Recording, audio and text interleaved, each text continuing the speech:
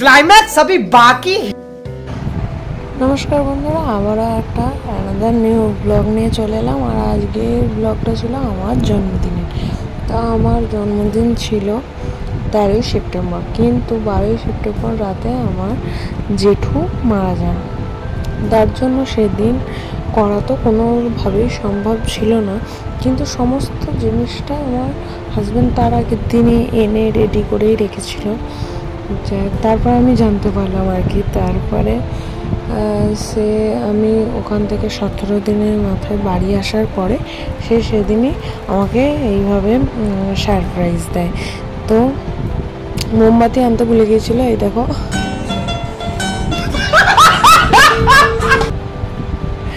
আমার মোমবাতি জ্বালানো হয়ে গেল, মানে নেভানো হয়ে গেল। এই কেক কাটছি, আর আমাকে এইভাবে যে সারপ্রাইজ দেবে আমি বুঝতে পারিনি। এইভাবে রাতের বেলায় বললো যে না, তুমি কেকটা কেটে নাও, অনেক দিন ধরেই আছে, তোমার জন্মদিনটা এত সুন্দরভাবে পালন করব ভাবলাম, কিন্তু সেই দিনটা তো তার পালন করা সম্ভব হলো না। তবুও যতটা পেরেছি সেটাই করলাম। তো আমারও সত্যি খুব খুব খুব ভালো লাগলো যে আমার জন্মদিনটা এত সুন্দরভাবে মানে আমার বর পালন করলো। বিশ্বাস করো, এত ভালো জন্মদিন কোনোদিন আমার হয়নি। আর এই দেখো কত গিফট এনেছে, একে একে দিয়ে যাচ্ছে। এই 2 নম্বর হলো, মানে 25টা গিফট আছে এখানে। তোমরা কোনো দেখো 25টা গিফট হচ্ছে কিনা। তো 25টা গিফটও আমার 25তম জন্মদিনে 25টা গিফট আমাকে দিয়েছে। হ্যাঁ, মানে বিশ্বাস করো, 25টা দিক, একটা দিক, 2টো দিক, আমার তাতে কিচ্ছু যায় আসে না। মানে ও আমার সাথে সারা জীবন থাকুক, আমার সাথে থাকুক, আমাকে এইভাবে ভালোবাসুক, ব্যাস এইটুকুই আমি চাই। ও যেন ভালো থাকে, আর আমার কিচ্ছু চাই না।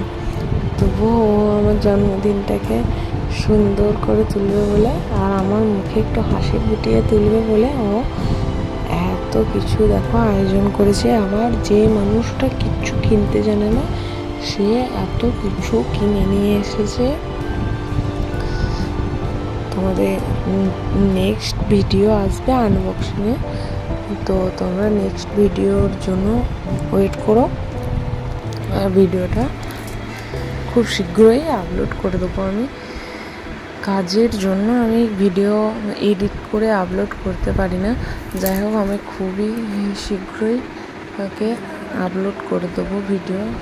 আর এই শেষের বক্সটা একটু ভারী ছিল, আমি ভাবছিলাম কি আছে, আর ওর উপরে ও হ্যাপি বার্থডে লিখে ভালো করে, এটা খুব ভারী ছিল বক্সটা।